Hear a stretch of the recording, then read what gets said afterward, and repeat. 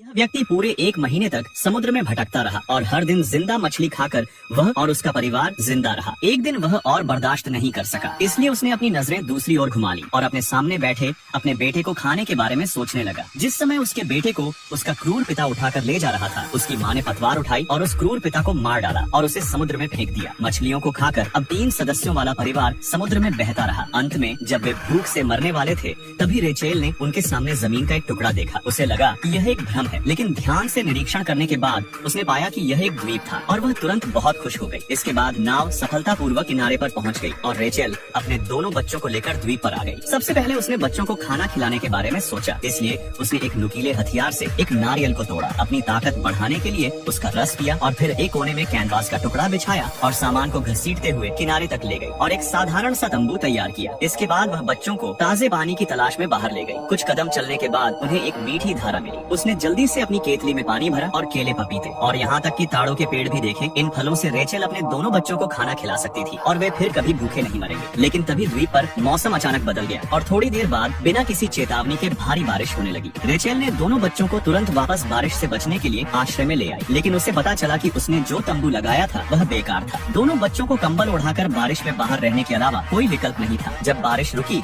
तो उनका तंबू बिखरा हुआ था और रेचेल को पता था कि उन्हें एक नया आश्रय बनाना होगा। तभी उसके लड़के ने अचानक माँ पुकारा। उसने पीछे मुड़कर देखा तो उस वीरान द्वीप पर एक छोटा लकड़ी का घर था। वह तुरंत खुशी खुशी लकड़ी के घर पर चढ़ गई।